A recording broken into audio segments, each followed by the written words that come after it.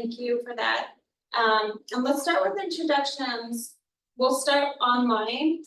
And so if you can just share your name and your title, and if your title doesn't indicate where you are in the region, go ahead and share that because it's really helpful for folks to know who's here representing Consortium of Cities this evening.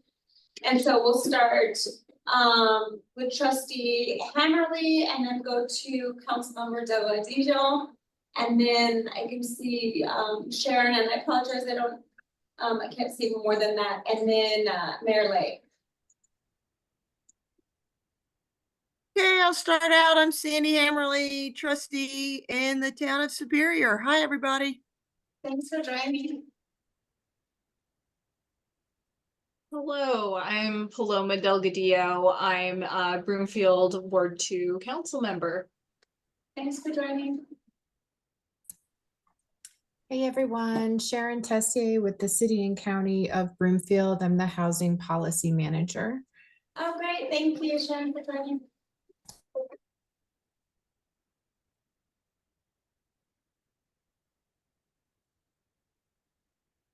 Mayor Lay, I don't know if you heard us. We don't have your audio yet.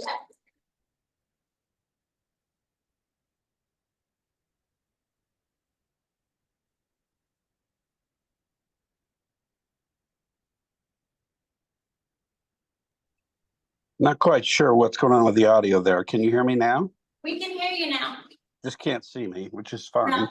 No. Yeah, this is Chris Lay. I'm just lurking a little bit today because this is a subject that's of great interest. Great. Thanks for joining. Next, we'll go to Councilmember Fay, and then we've got Jeff. Maybe, oh, Jeff and Jay.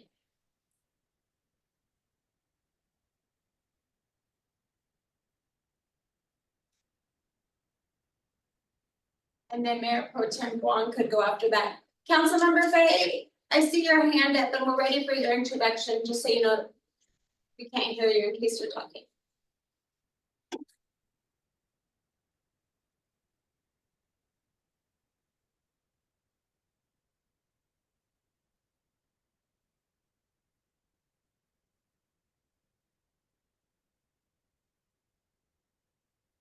Councilmember Fay, do you want to try the chat and we'll see if we need, and or maybe pop out of the Zoom and then jump back in and we can give you a chance to speak and see if it's just a connection issue. All right, so we'll move forward with the other folks. I think you called on me. I'm Jeff Hurt with the City of Louisville Planning Staff. Thank you. Chase Lugnitz with the City of Boulder. I'm the Senior Housing Manager doing planning and policy. Great, thanks for being here. Mayor Pro Tem Wong? Oh, Brian Wong, Lafayette. Thank you. Yeah, thanks for being here. Councilmember Fay, do you want to try again?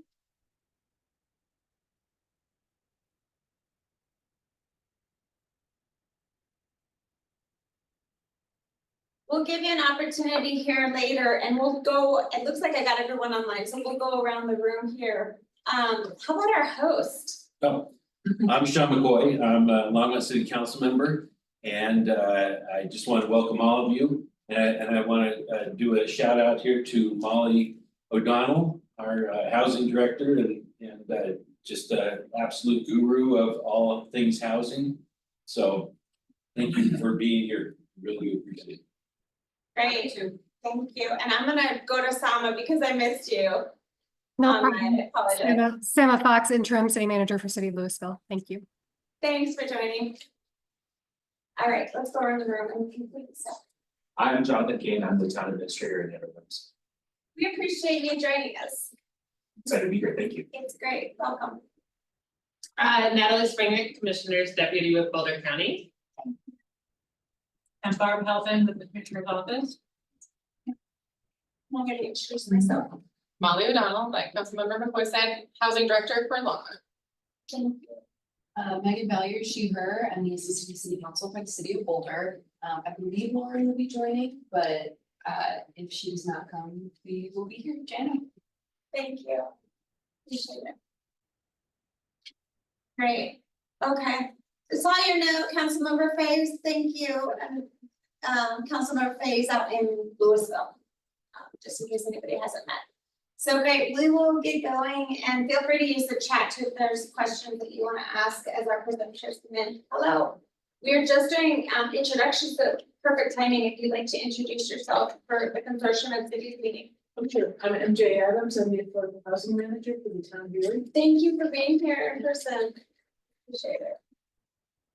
All right, so we will just really quickly on update. We had a subcommittee that after we've had two, well, in 2023 and then earlier this year, we had meetings at the Office of Disaster Management or Operations Command Center with Mike Chard and a group of his staff.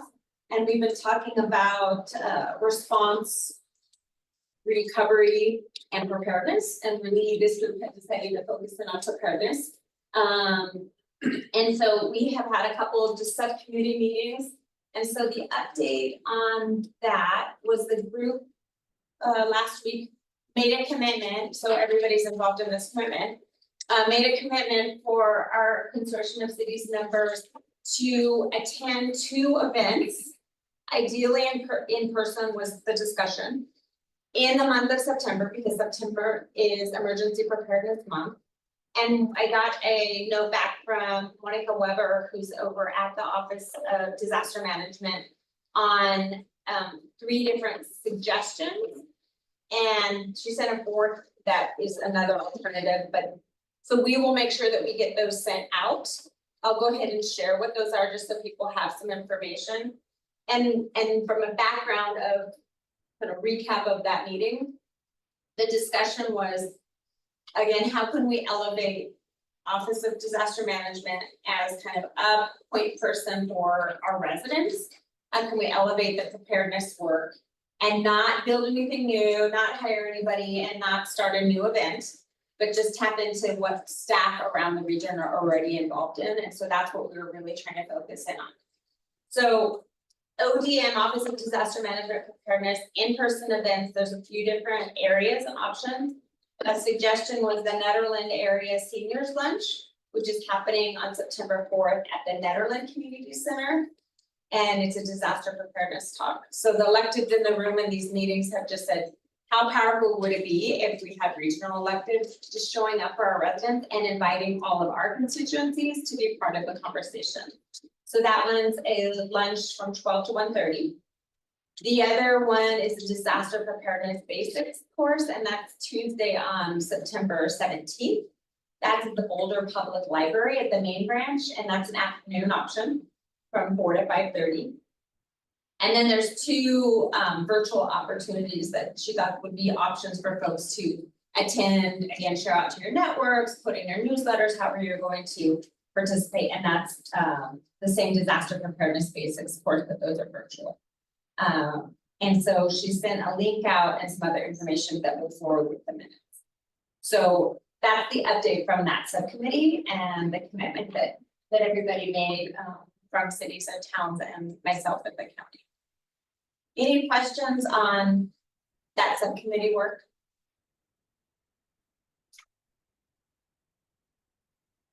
Just a comment, I think it was extremely timely to have those meetings. The first one was just before the fires, and the second one was during the fires, so it was, I think it was really, right, certainly the second one, right in front of everybody's faces, when we have to deal with this, we have to think about it. Yeah, thank you. And I want to just say thanks to the members who said, yeah, we need to, how can we come together? And that was a great example of what the preparedness can be. So we will make sure that those get put in the minutes, and I'll forward those to, or I'll forward this to family. So great. All right, then let's go forward on presentations. And again, there was 3 different questions that folks were bringing to talk about affordable housing specific to the Prop 123 work. So the questions that people are responding to in different ways was, how does your organization define the priority area? What work are you doing to address this priority area in your jurisdiction? And what metrics are you using to measure your progress? So we will, and did you get any formal presentations? I did not. That's fine. And if anybody has a formal presentation that they sent to Mark, you would have gotten a bounce back email that he's been out on vacation, which we encourage our staff to do. So we are glad that our staff is taking vacation. But if somebody was thinking theirs got received by us, if you want to forward that over to us now from that email that got sent out with the agenda, that'd be great. So, and we don't always have formal presentations from those. Is there somebody that would like to start and get the conversation going from a presentation standpoint? Sure. You're ready? I love it. Sure. All right, Longmont's gonna start for us. Thank you. Okay, so I understand that the group would like to focus on Prop 123 tonight. Just to recap, if necessary, and stop me if this is going back to the basics too much, going back in time. But most of the communities in the state, well, many communities in the state, all completed their commitments, which was a requirement to receive Prop 123 funds, a commitment to provide affordable housing in a certain amount over the next 3-year period, based on really census data about each community, and then assuming 3% growth in that per year. So, for example, Longmont's commitment was 101 units. It's really 304 units over 3 years, so that's 101, 101, and 102.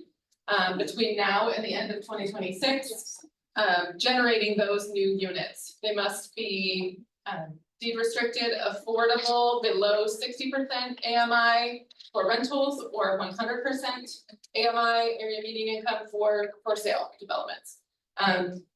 So all the communities in Boulder County, at least the incorporated municipalities, have filed a commitment to access the funding. And Longmont's, in reference to what our production has been over the years, we've been producing deed restricted affordable housing for 20+ years. Our biggest year yet, we generated 220 units, and that was just recently here in 2022. That was boosted by ARPA funding. That was not possible without ARPA funding. However, that we consider that ARPA funding really a one-time investment, and we don't expect, generally our average is nowhere near that. It's more when you look over a 20-year time frame, it's closer to 90 or so units per year. So 101 is a slight stretch when you look at a 20-year average. When you look at certain market conditions, it could still be a challenge, which we expect it to possibly be, but still doable, a doable challenge. And it was intended by the state to be, it shouldn't have been easy, according to the way they set the methodology. The methodology was a little bit challenging because it didn't, all of the municipalities' efforts to generate these projects are really for that deed restricted affordable unit generation. But the way they set the baseline calculations for how much you have in your municipality or your jurisdiction are about, they take into it's census data. So it takes into account what might be, it's been typically called naturally occurring affordable housing, which means it might be within the rent limits that they're looking for, but it's not protected in perpetuity. And so that was a challenge for us at first, because a lot of municipalities like Longmont had to go in and justify a slightly different methodology to make it even realistic to meet the goal. So that's how we got here. That was all really 2023 work. Throughout 2024 and 2023 and 2024, we considered funding applications for projects or programs. That has been a little interesting as well. So in the first round of funding that they put out, they did not set aside, this is the Prop 123 bucket of funds, you were applying for this specifically. They just injected it into all of their existing funding sources and systems. And so you might have gone through the typical process through the Division of Housing or other And they might have injected Prop 123 funds into it, but it wasn't necessarily clear.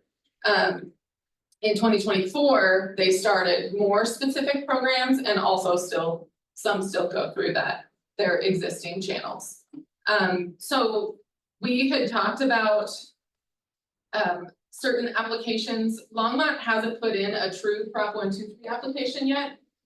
We did put in for transformational affordable housing funds, which were actually federal, passed through federal ARPA funds from COVID. That got mixed up with Prop 123, so it was a little unclear which one it was. But Longmont has not strictly applied for Prop 123 funds yet. One of those reasons is they just opened their homeownership program like last Friday, and we do certainly intend to apply for that. They did open a local planning capacity grant program, which I know Boulder County with Erie's taking the lead on that. We're successful in coming up with that to help look at regional program. But then when it came to affordable rentals, that was really kind of injected into other sources, but so it's not super clear. But officially Longmont has not received any Prop 123 funds. I would say the programs were a lot slower to roll out than we anticipated. The buildup in 2022, 2023 felt like it was going to be much more of a big wave. It hasn't necessarily felt like that. And I know that other communities are here tonight and can speak to this, but it has been slow to roll into Boulder County as well. It seems like a lot of the focus has been towards mountain or rural communities so far. And so I was actually looking to see if the state had put out more of a comprehensive, this is all the funding we've put out that is Prop 123 funds from the beginning. And I'm not seeing anything. And I think I'll provide some feedback on that because that would be nice to see how it is spread geographically across the state. But does Erie have, I'm just asking MJ because I know she's here in the room and I see Jay online too from the housing staff, have any kind of a different feeling so far about how much money has rolled our direction? Well, we received $1 million in DOLA funds for our affordable homeownership development earlier this year. And I too am confused about what pot it comes from. The state is not really clear to me, and being new to the block, I'm sort of even less clear on that. So I'm just happy we got it. But this has been a question. One of the things we talked a little bit informally about with the regional housing partnership, sort of keeping track of where these funds are going and making sure we're getting, a good share, our share of funding. But yes, I have found it very difficult to figure out who's getting funding for what. Although we did with the regional, the local capacity building grant that we got, the regional housing partnership that we asked. Yeah, that is certainly Prop 123. That seems to be one of the ones that's clearer that it's certainly Prop 123. Yes. There have been a couple of other programs they've put out. I know that a lot of Boulder County municipalities have applied for and were not successful in getting the land banking. There was an equity program that was put out, and none of that came Boulder County's way on those more targeted programs. The next thing to figure out, other than continuing to push for the funding opportunities and apply for them, is we have to implement the fast track element of Prop 123 for 2027. So planning ahead enough to have something in place and accepted in 2026. They just released some more guidance on that here recently in the last couple months. And so we're digesting it and kind of tracking right now. We're in data gathering to see of our projects that would be subject to a fast track requirement, which means the statute includes language requiring a 90-day approval process for affordable projects. And so our guidance clarifies that is a project that is 50% or more affordable. So for example, for us, we have inclusionary housing, they're market rate projects. They can include up to, well, 12% is our requirement. Some of them include up to 20% of on-site affordable to meet that. This would not fall in that bucket. It's really more of those dedicated projects. But 90 days from determination of complete application to a plethora of approvals. It could vary by project, but for example, building permit. So that one to me is a big one because, well, I'll come back to that, an example. Conditional use permit, development plan, site plan, special use permit, I think, and certain variances or waivers. We've run a couple of projects through that were more than 50% affordable here in the last 2 years. And Longmont uses its local affordable housing funds to pay for a planning facilitator and has for several years. That is a consultant that knows Longmont's development review process and has handheld our smaller affordable developers all the way through. And that has been an invaluable resource. We get nothing but glowing reviews. We had our in between here in Longmont, which is an organization that traditionally provides transitional housing, so those exiting homelessness, but is now delving into more of a permanent supportive housing world.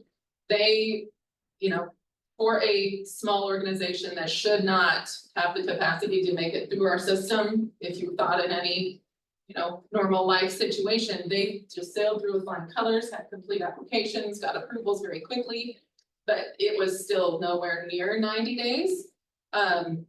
There are some opportunities to request extensions. The municipality has one opportunity, the developer has an opportunity, but it doesn't look like those extensions would put it very far past 180 days. Our Ascent project, we just got through building permit. We had facilitators all the way through the planning, or I'm sorry, the housing staff was helping all the way through if we needed to act as a liaison, and it was still 12 months. And it was a very successful process. So I think that there's going to be a lot of discussion to be had about how we make that happen and what levers can we shift to make it happen. So that's the next big thing on the radar to plan for. I would say that of our 304 unit goal to meet by the end of 2026, we've already met 55. In the next 2 weeks, we'll get our building permit for Ascent, and that will add another 31. So we're almost to, we're getting close to 90 units. And that is within, we filed our commitment, I think in about November. So within maybe 9 months, when we should be hitting about 101 a year to make it. And then we have a pipeline coming. So that's gonna be constant work just to make sure we get there. Kind of an overview of our experience so far, what is out there versus what we don't really know yet. Is there any specific, I don't know, do you want to take questions? Yeah. Okay. No, thank you. Thanks for being timely too. That's awesome. Sure. What questions do we have for Molly?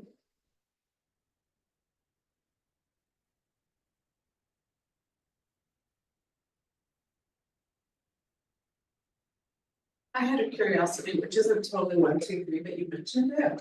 Do you know how much in ARPA funds the city of Longmont spent on affordable housing?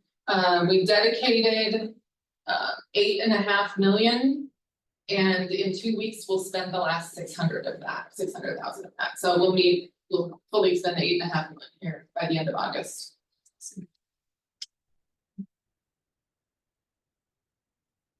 Any other questions for City of Longmont?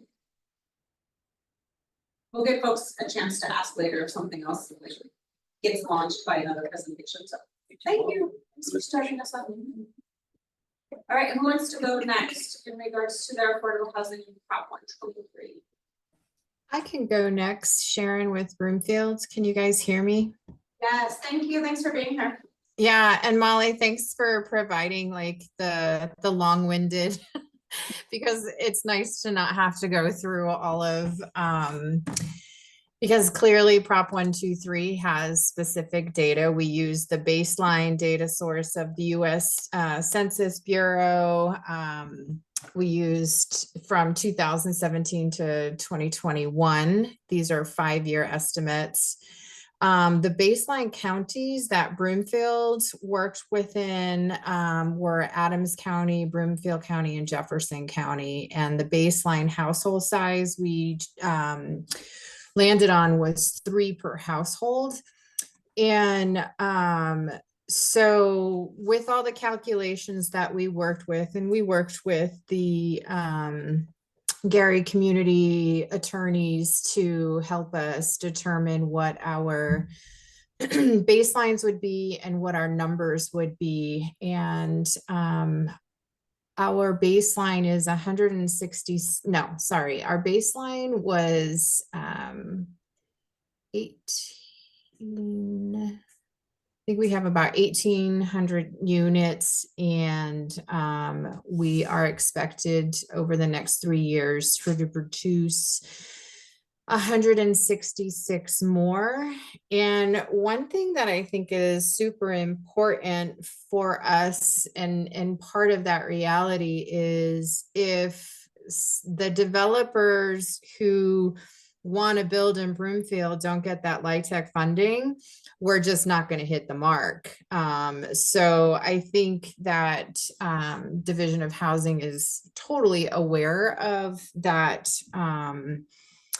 likelihood of if we're we get one development in 2025, we may not make our numbers in 2026. And what's important is we don't necessarily lose the units or the funding, but we certainly are having to take a year off if we don't meet those numbers. So, but I do have some great news. Our council just passed a 152 unit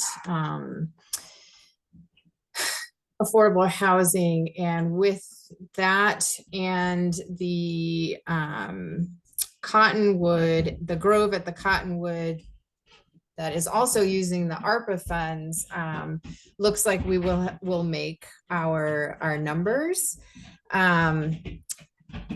Moving to the 90-day expedited process. Paloma, you'll be happy to hear that I've been through a couple of meetings with our development team, and it looks like we have a really great strategy moving forward. I think council will most likely hear about that in the fall as we kind of work out all the kinks between all of the different departments that are involved in that process. And one thing that we took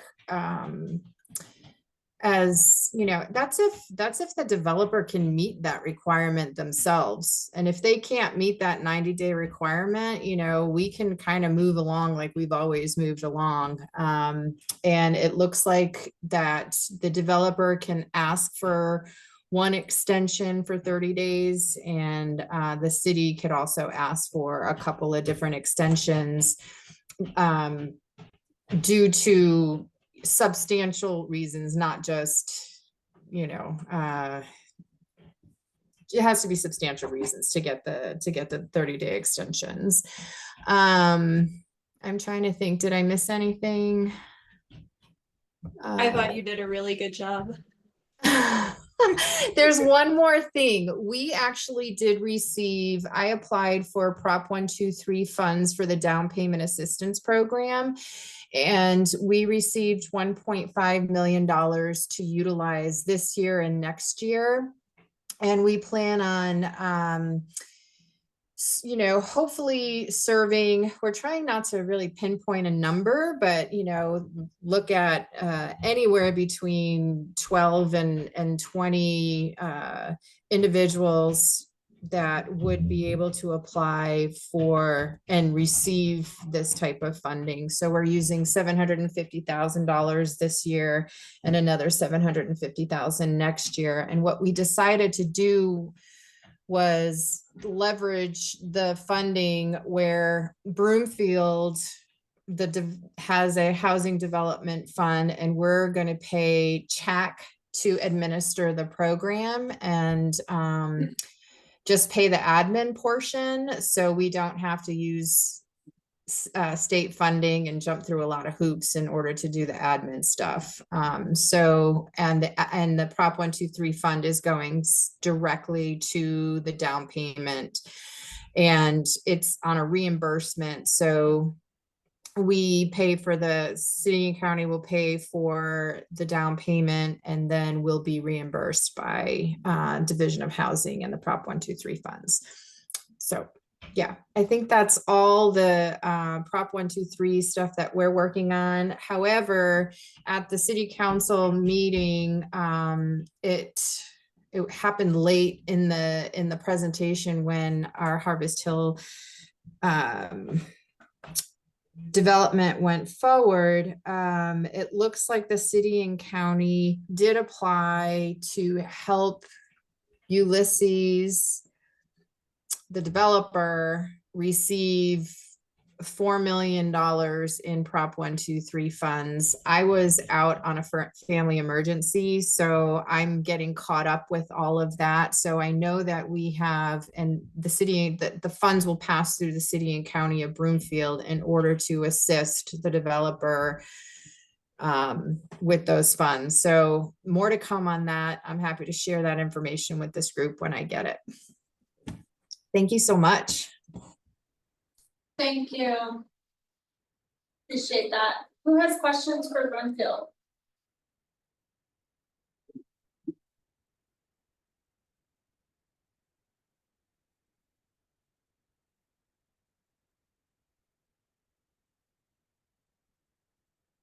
I've got a curiosity. I wanted to wait for everybody else. So I want to ask you the same question about your ARPA funds and what amount of ARPA funds you put into affordable housing specifically.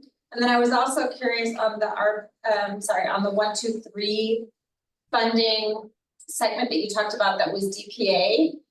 If you all had that DPA already in process, or if we changed any parameters at all, or if it was just, if it's the general check program that they have. I was just curious because I'm hearing different projects around the state that are doing different layers of preference and tying it up. So our down payment assistance program, we did put it in place. We hadn't necessarily launched the program. We had our parameters put in place, and then after applying and receiving the funds, we are now aligning with the Division of Housing for the Prop 123 requirements, and it looks really good.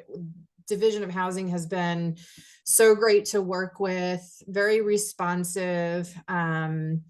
So we did have to make some adjustments, but and it's a little tricky just because we're having CHAC administer the program. So now they have to kind of make sure they understand the whole process. But in short, I mean, folks are able to get up to 10% of the purchase price of the home as a down payment assistance program.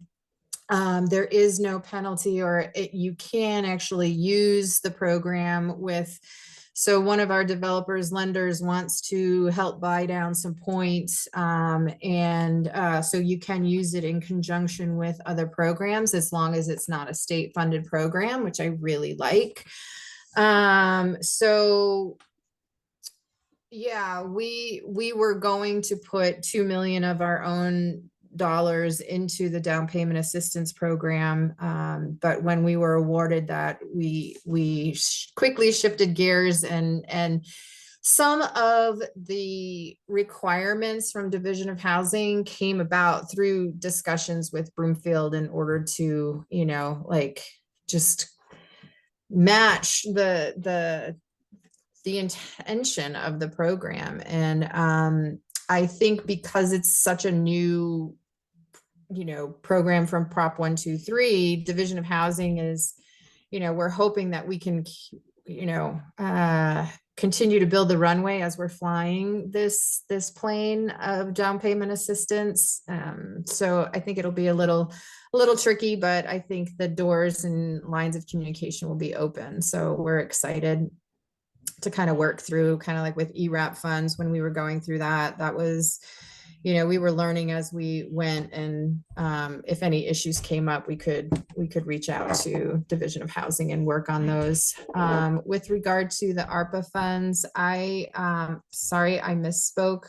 We used Home Consortium ARPA funds. So we were involved in the Broomfield, Boulder, Longmont Consortium. So we used some of the Home Consortium ARPA funds to get the Grove units for the individuals with intellectual and developmental disabilities. And that was about 1.4 million that we had from the Home Consortium. And then Broomfield had ARPA funds that we actually chose to do some infrastructure work in our low moderate income family, where we're working on sewer and water drainage along one of the main avenues in a particular neighborhood that goes directly into the elementary school there. So it's super exciting. We didn't use funds for housing, and that's because I think I was not here in the city fighting for those dollars to use for housing, but it did inevitably go for, building that infrastructure that was sorely needed.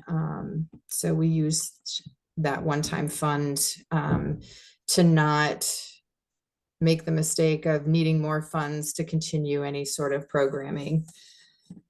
I hope that answered your question. Yeah, thank you, Sharon. Anybody else have questions for Bill? Right, thank you.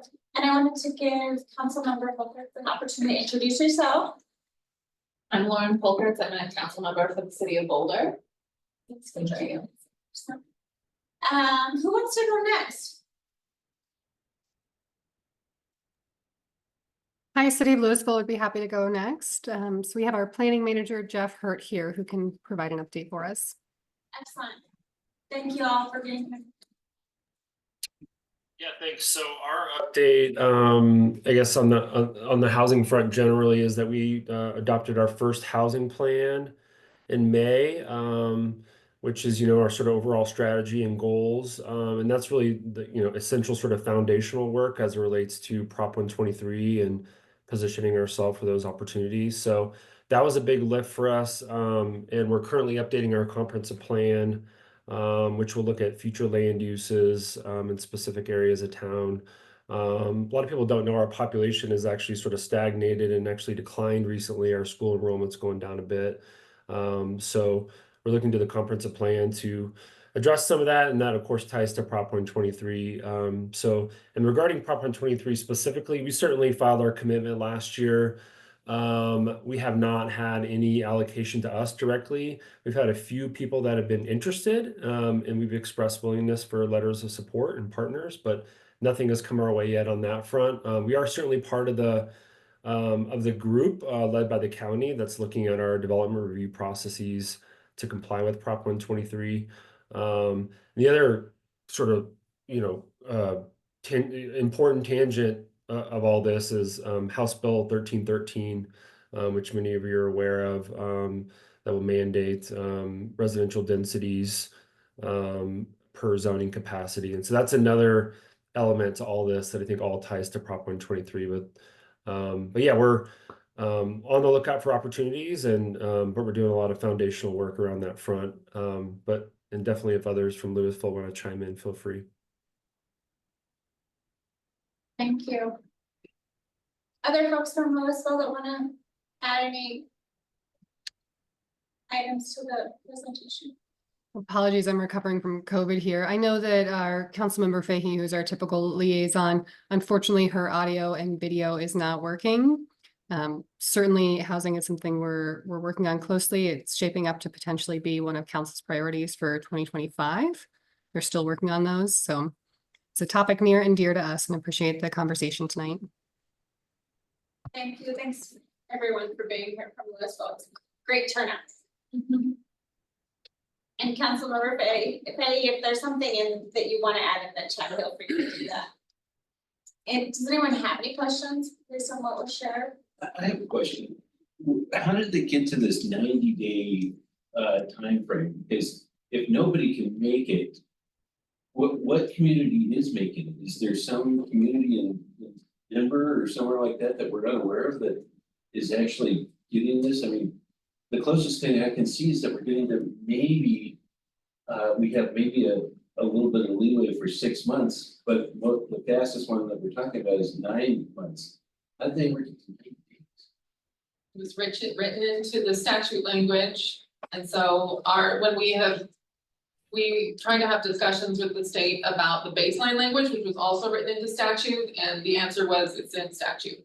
So we have to figure out a way. And so I do not know, I have not heard from anyone. I know that lots of people are concerned about implementing that, but I have not heard from any other communities in the state that are saying we've done it, unless anybody else has. Yeah, I don't know if Broomfield seems to have believed that there are some communities that have done it. So let me find out and see what we've heard. But also, I think what's important is the pre-qualification stage, right? So, you know, we get all of our ducks in a row before the 90 days clock starts, right? So each of our departments has a checklist that, you know, that the developer will have prior to giving their application. And I think that will go a long way into expediting. So it's 90 days from like the time they have the application. And if we can do as much as possible prior to that point. And what Broomfield has done is asked for a 5-day window from the developer that's like they're interested in this expedited. And so we can all kind of pounce and provide our checklist to make sure they have everything that they need in order to do that. I don't know if that helps, but I think one of our. I was also gonna add that there's this big conversation about the 90-day clock starts when the application is complete. And so there's a lot of discussion about what constitutes a complete application that was then trigger the clock starting. And I think there's a lot of conversation. The region does have this local planning capacity grant that will be engaging the consultant to work with the communities to help us define it, to give some shape and definition to something that's a little amorphous at the moment. I think the biggest concern is there's external factors that go into from permit completion, application completion to, for example, building permit.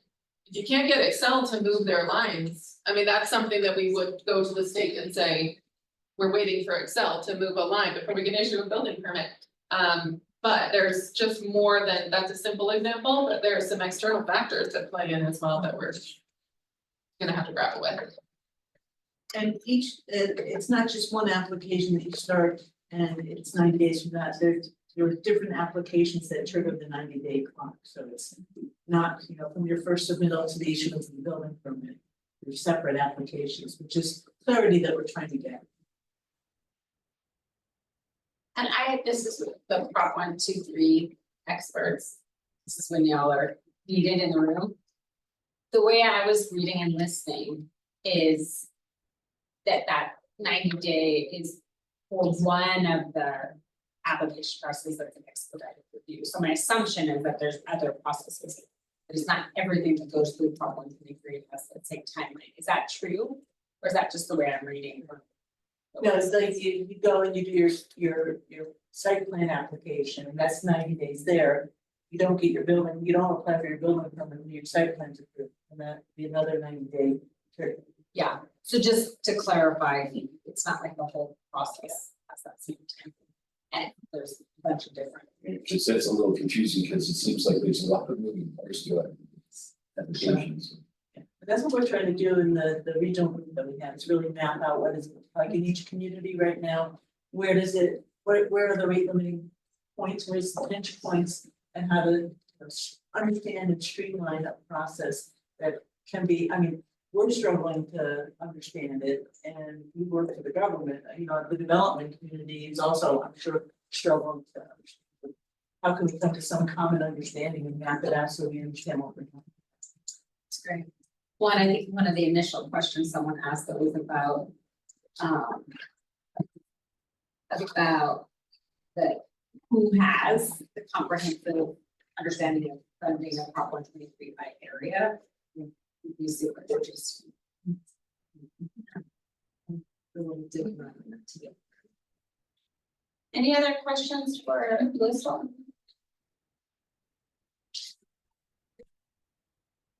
Awesome. All right, who else do we have presentations from? I just want to get a check-in because we're about 10 till 7 and I promised everyone a break at some point. Erie and Jay, Alarm, City of Boulder here as well. perfect. Erie, Boulder. And I just have a quick statement from our planning director here in Superior. Okay, so do we want to? Well, let's maybe do Superior and then we'll have time for some questions and conversation and then we'll take our break. And then hear the other two presentations just for planning purposes for everybody. Okay, great. Okay, so sounds good. Our planning director, Lisa Ritchie, unfortunately was not able to attend the meeting tonight. So she did prepare a little quick statement, which I'll share. She is obviously our expert on this, but she just said she would offer the following. Superior has opted into Prop 123 with a commitment of 22 affordable units, and that we are also on track to meet the fast track requirements. The town is considering adoption of our town's first housing plan. It's actually on the agenda for our meeting on Monday night. We've been at it for about a year and we'll see what happens. We are also kicking off our comprehensive plan update to look at specific locations where affordable housing might be appropriate. In terms of metrics, through our housing needs assessment, we completed the count of current units and units that are planned and under development. So we know our numbers. We're partnering with the other communities in Boulder County to develop the affordable housing dashboard so that we are transparent on where we are today and how we are working together to achieve both Prop 123 goal as well as the countywide goals of 12% affordable. And that's what she shared. If there's any specific questions, I'm happy to take them down and I can share them with the group later, but Lisa's our expert. So, sorry. That's a great update. Thank you. Any questions for Superior? I don't have any questions, but it's really exciting. Way to go. It's been a bit of a slog for us, but we're getting there.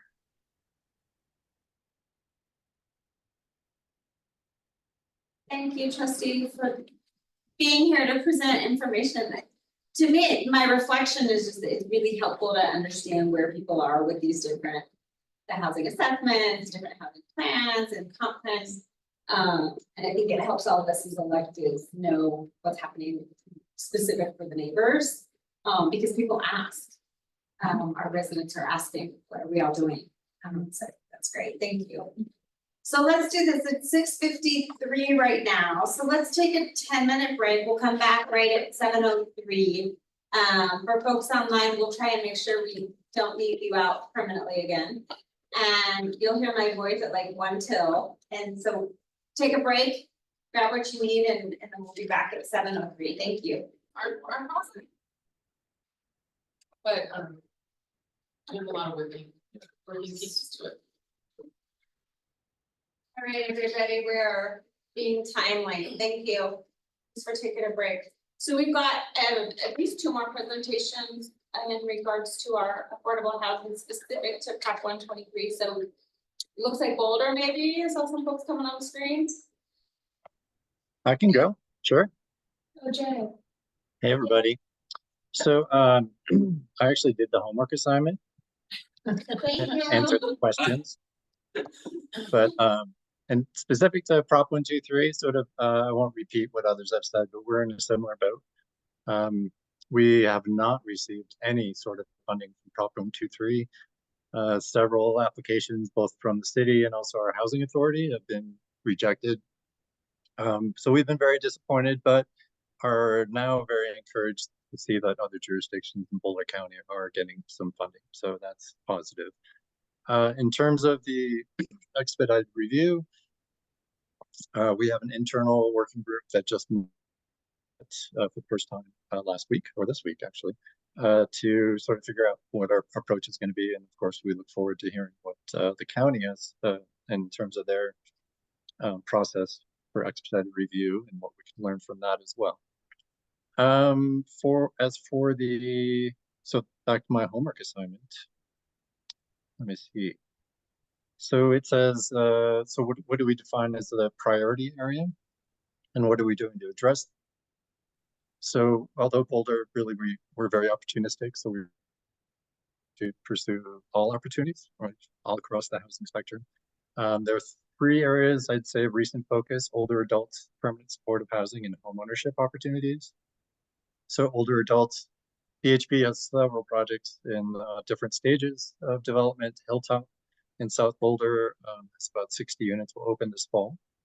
Alpine Balsam will have another building with roughly 60 units dedicated to older adults. And then also the recent acquisition of Golden West by BHP to ensure that ongoing affordable housing option. Permanent supportive housing. So Boulder, really every project we fund, those projects have to provide at least 10% of PSH units.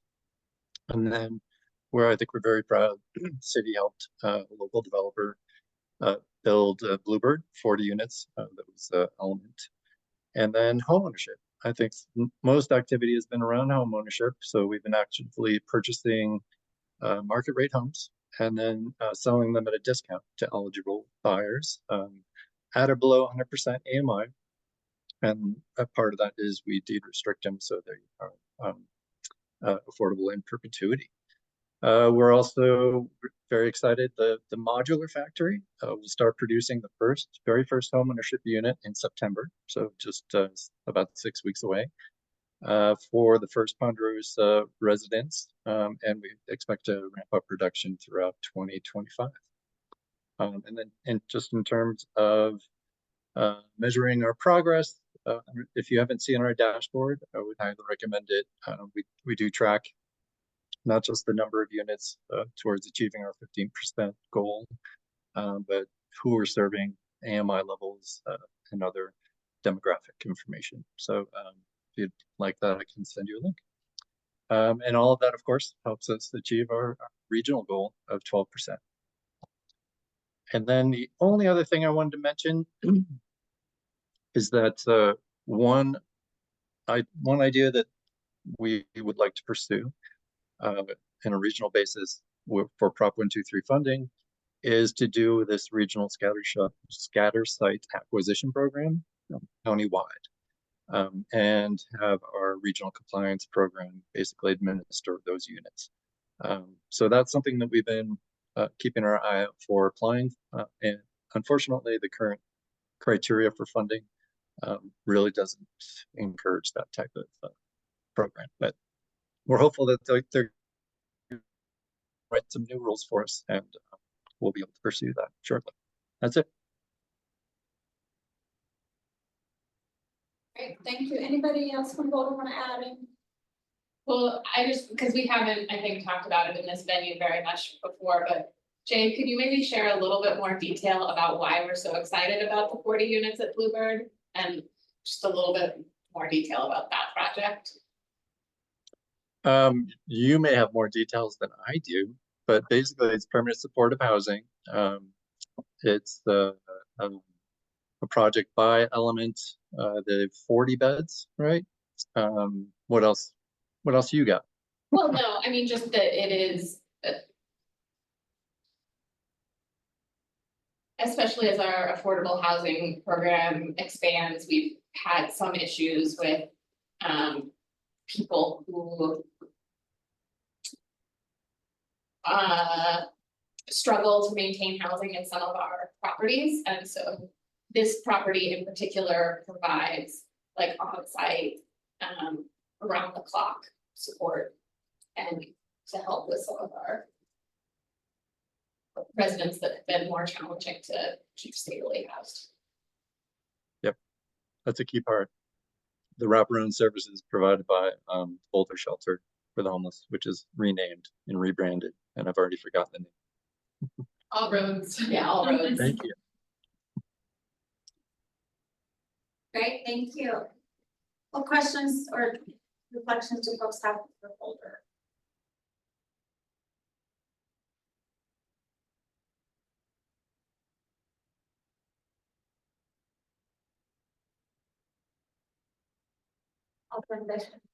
I think it was just the audio for me, so I was wondering, what was on your point around home ownership? You said at or below, what was the AMI percent? So for ownership, it's 100% AMI. We're finding that pretty much anything above that is we're almost competing with the market. And there's not much interest. So Okay, thank you. And then I wondered, could you speak to the modular factory? And the question I have, I heard a lot about it, of course, from county residents.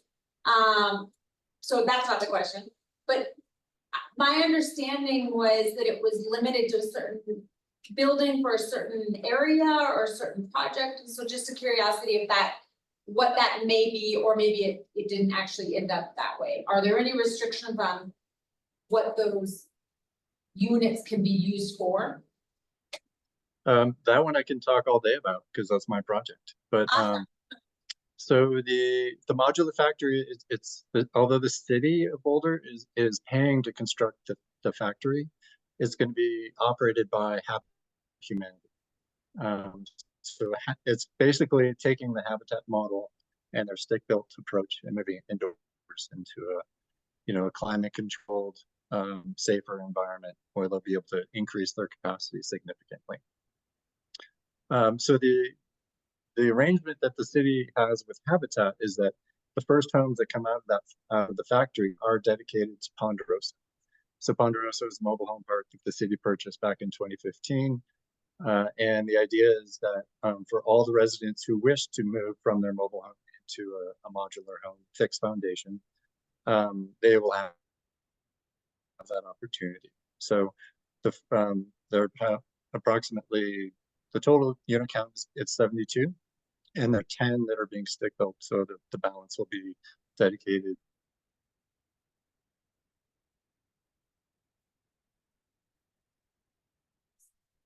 So they'll be dedicated to once that demand has been met, or if there isn't demand in Ponderosa, there are others. Whoops. I'm sorry, I didn't hear that. I'm sorry. I think we were. Can you guys hear me? We were talking over each other. The 72 units are the Ponderosa, so those are priority. Correct. And will any of those modular factory built units after Ponderosa's units be able to go out to another city, municipality, or area, or are they specific to City of Boulder based on the funding by City of Boulder? If there's demand in Boulder, our preference is that it stays in Boulder, but we are certainly open to Habitat building homes anywhere in their area, which is Boulder and Broomfield counties. So absolutely. So the goal is to get up production significantly so that basically Boulder's demand will be satisfied. We can spread it out throughout the county. And then beyond that, there's also the opportunity they could sell to other affiliates in the state that are close by. That's sort of the third tier. Great, thank you. Who else had questions? Thanks. I guess maybe I just add to that, I got to tour one of the Ponderosa houses that, because they did a stick-built version before they do kind of the modular home version, and it was really cool to get to see what the, right, it's not like a manufactured home that you would see, it's all sort of just this panelized that makes for a really beautiful, nice product. That's great. Thank you. I would love to go on a tour over there. Absolutely. If someone can help with that, whether that's you or Jay or somebody.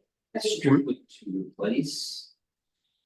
Yeah, so the city bought Jay can speak to this better than I can, but the city bought the mobile home park. And then When they were doing the movie about on PBS or the. Ponderosa is kind of in North Boulder. I don't know what the one was from the PBS documentary. But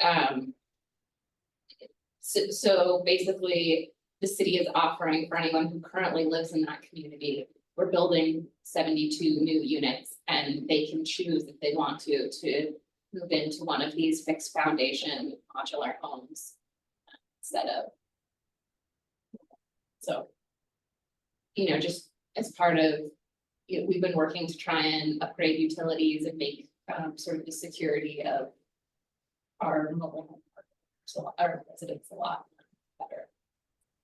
Energy efficiency, all those kinds of things. And I'll just, sorry, Project. We also, it's also BBST is one of our partners in it, their sort of campus. So we will have a grand opening ceremony, October 23rd, and you will all be invited. So you'll be able to tour the factory, and you'll actually see a unit as we're building it. Can you say that date again? October 23rd, but it's still tentative, so don't hold us to it yet.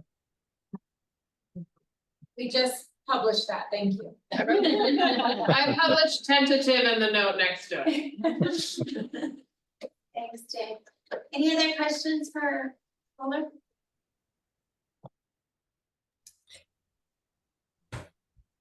Right, appreciate it. All right. Yuri? Yeah, thank you for being here. Oh, glad to be here, and happy to report out, Proposition 123, we did our commitment last year.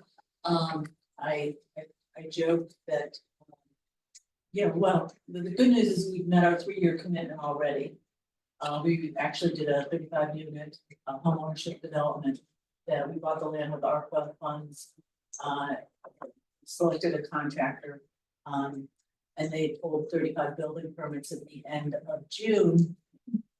Our 3-year goal was a total of 15. And so that's how they count the units, is when the building permit gets issued. So we're really happy that we met our 3-year goal. But I always tell people very candidly that the 3% goal was a very small number to start with. We had 5 units a year that we were supposed to do. So 3% of a very small number is only 15 over 3 years. But very pleased that we were able to accomplish that. The town did take a large share of its ARPA funds and dedicate that to affordable housing, where we bought this initial piece of land and also bought a secondary piece of land, another piece of land, where we're hoping to eventually do about 200 units of affordable housing. Not sure what kind, or the tenure or the levels of affordability on the second site yet, but the first site with the 35 affordable home ownership. Half of those will be at 90% AMI, and half of them will be below 110% AMI. And they will be deed restricted. I'm also happy to report that's the development that we received $1 million DOLA grant on. So overall, the town put in $2 million of our own money, our own ARPA money, $1 million from the DOLA grants for the $19 million development for everything. And we're starting the marketing and outreach on that very soon, which I'm very excited about. There will be some modular homes as part of that, that homeownership development. They're not coming out of your factory, but but we're happy that we're expecting the initial occupancy on that first development next year, about this time, June or July next year. So it's really exciting. The other thing that we've been doing in Erie is last summer, we implemented fast track permitting. And this 35 unit homeownership development was the first one that went through it. It didn't have to do the 90 days because that's not a requirement for 3 years. Thank goodness, because we wouldn't have made the 90 days. But it gave us a good sense of what this process might need to look like, and we've been successful in getting that permitted. The other things that the town of Erie is working on, we just adopted a affordable housing policy. The town council adopted that back in June. We are also working on developing an inclusionary housing ordinance and looking at affordable housing impact fees. We have about 5,000 units that are already entitled, and so they would not be affected by the inclusionary housing ordinance. So we're trying to figure out how we might work it so that they're in some ways responding to our need for affordable housing in the town. The other things we are working on are metro district. In order to get approved for a metro district in Erie, you have to do something for affordable housing. It's something we adopted in 2022 and have a couple of developments that have metro districts that are now responding and we're defining then what this will look like. We're also exploring economic incentives for affordable housing, tap fees, development fees, impact fees. It could be a hefty chunk of change. So we're doing that research. We're really happy to be participating with the Regional Housing Partnership on the regional grant to take a look at the fast track, but also to do this data dashboard, and really want to appreciate that Longmont and Boulder each have their own sort of data dashboard and our goal is to create a regional one so that, we can add up everything, adding apples to apples, so that we look at the region and our 12% goal that we're actually understanding how we as a region are accomplishing that.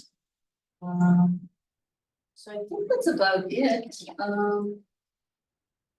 We've been, I've got to give credit where credit is due. As I walked into a community that had put a chunk of their ARPA money on the table and said, we're going to use this for affordable housing. Great leadership, both the town manager and the elected officials on all fronts in terms of affordable housing. So it felt like that was a really important piece of us being able to get this through and to accomplish what we've been able to accomplish.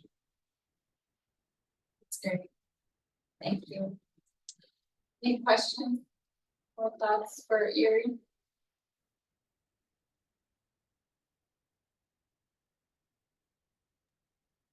Sorry, I don't have a question for Erie specifically, but for everyone in general. Is there anyone who is proposing to do a priority for affordable housing for like community college workers, private college workers? Even I know CU is proposing to build a facility in Louisville for faculty and staff. But that wouldn't apply to anyone at like Front Range Community College or Regis University or anything like that. So I'm just wondering if anyone is prioritizing who would get the affordable housing. Thank you. Great question. Who's got some answers? Well, I know our council has asked for various versions of that before and kind of been told that, concerns about fair housing rules and running afoul of that, and kind of been discouraged from following that path. Although, and we're dealing with developing a regional housing compliance program, and we are looking at Boulder sort of as the model, and there is that priority, or the priority that if you work in different communities, that you can be granted a priority, but and it seems to be dependent on the number of years, but in terms of local residents or trying to earmark it for specific sectors of the economy, you might run into mischief Right, I have heard of, you, like teachers unions using, doing, acting as the developer and then prioritizing housing for their employees, basically, and that has been successful in other states. We do have something in the works that's gonna be similar, we have about 185, permanently, well, deed restricted, permanently affordable ones, and, a portion of temporarily deed restricted attainable units up to 120% AMI. But we do plan on doing a preference for Longmont employment, or, if you can't, that's how you get around fair housing, I shouldn't say get around, work with fair housing, is to make sure that, we're saying if you work in Longmont, or if you aren't able to work, if you, can show that, or if you're a retiree and you worked in Longmont. But also, the city invested a lot of funding into that project, and is a kind of on a ratio basis, proportionate to the investment the city is putting in. The city is going to have a number of units that would be first preference for its employees. And then we're trying to attract other employers, primary employers, to do the same. So the school district, we've been talking to the UC Health, trying to say this is something we would be doing, and we could replicate this model if you're interested in the future. So it's kind of, as long as we tie it to that direct investment.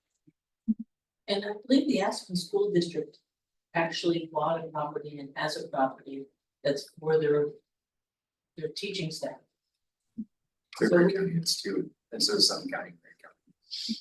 I think people are looking at that. I mean, especially if you're looking at, essential workers and town employees, that question comes up frequently. Is there a way that we could get some priority or some additional resources so that they can live in the town where they work?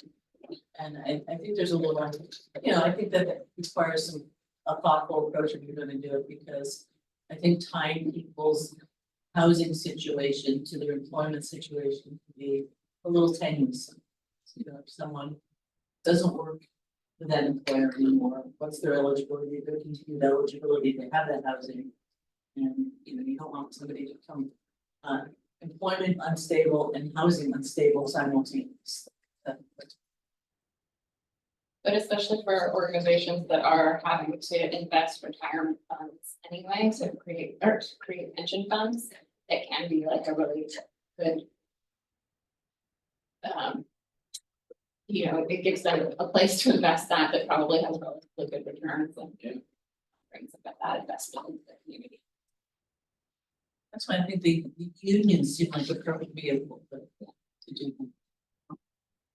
There is was it the Naleo Housing Summit in April? I think it was the Summit County. I was just looking for it. I don't see his name right now, but I can connect you with your attorney. He was having curiosities about how to build with preference, similar to like Heid's preference for workers of specific time.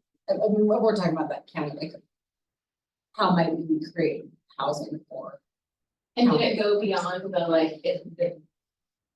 the organization that invests gets preferential treatment? Because one of the issues that we've had with the city of Boulder is we can't invest on behalf of PPSD, right? So we can't build it and be like, this is gonna be teacher housing unless it would have to be PPSD to do the funding. Correct. Yeah.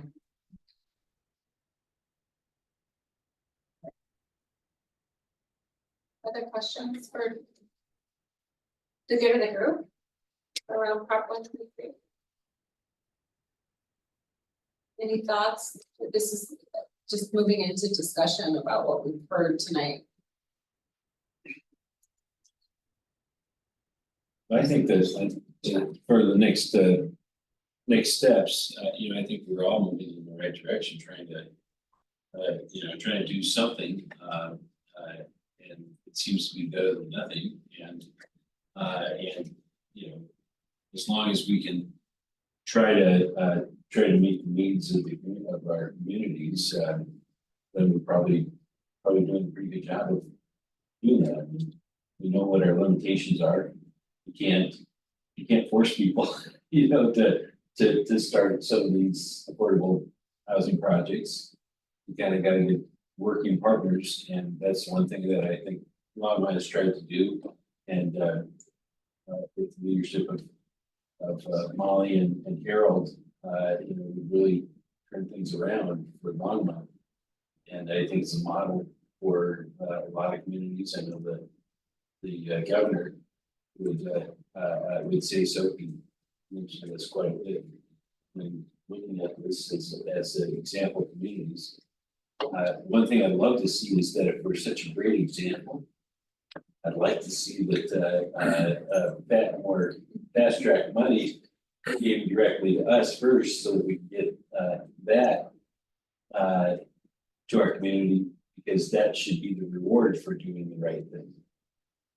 I will say a bubbling conversation is, once we're getting up to the end of our 3-year mark, at the end of 2026, if people are not on track to meet their goal, but we also applied for and did not receive any Prop 123 money, there's not a way to get to the goal unless you get access to the resources. So it'd be a kind of chicken thing.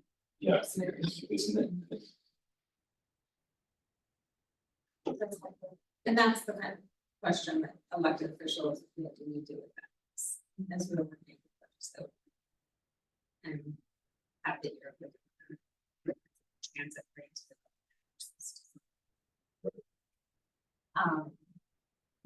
Other comments or thoughts? And there was a note in the chat that BBSD owns the land near Twin Lakes. So that sounds like a Boulder conversation.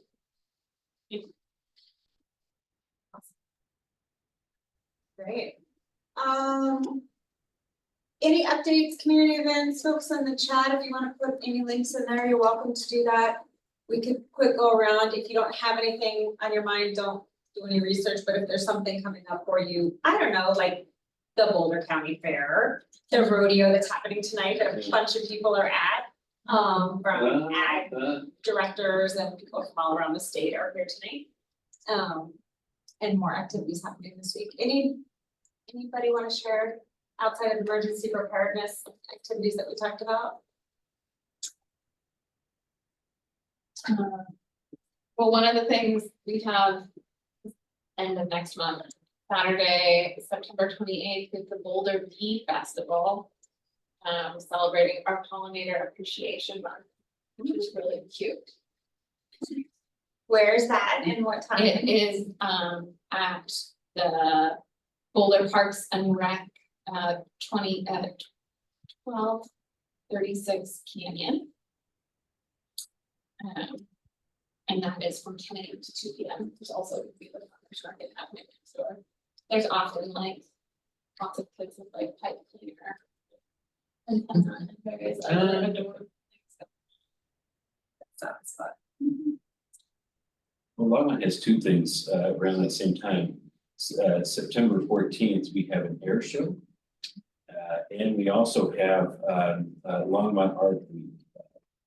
So it's primarily that Saturday. So you'll have the air show during the day sort of thing going on, and potential drones maybe later. And then the Art Week downtown Art District. 14. So if we have any flyers, that sort of stuff about the Office of Emergency Management stuff that we're going to be handing out, these other things gladly, our city would hand those out there too. And for showing you that word on that, we do have with our emergency units, we give to all residents a emergency radio.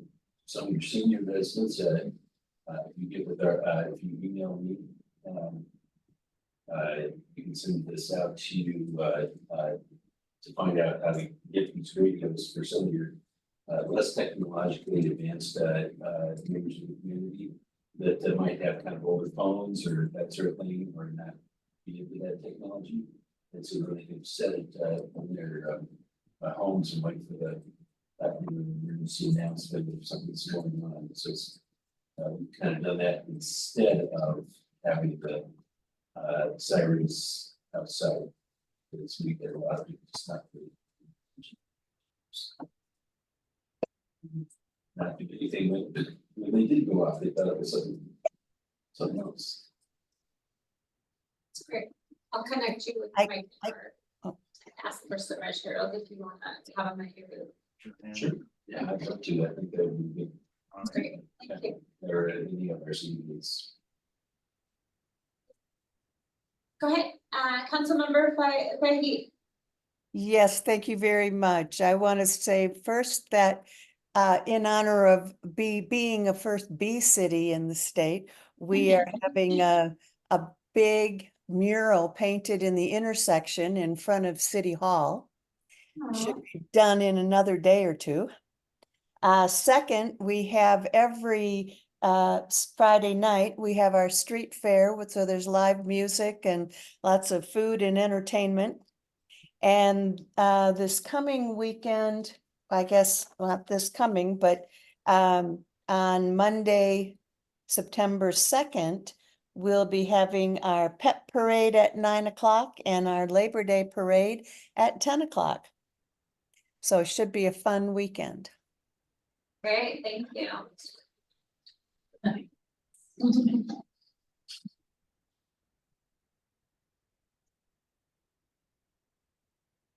Any other?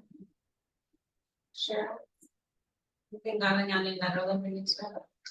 Last week was the 150th anniversary of the town. It's really fun. Oh. And so August 24th, we have a wine and jazz festival that's coming, and it's at Chapita Park. And if you guys would like to join us, you're all welcome.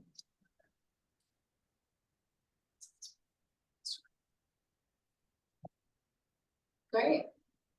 All right. It's okay to end the meeting early. Absolutely. But like every consortium meeting, I just want to say thank you to staff. As elected, we opt to be 24/7 and our staff does not.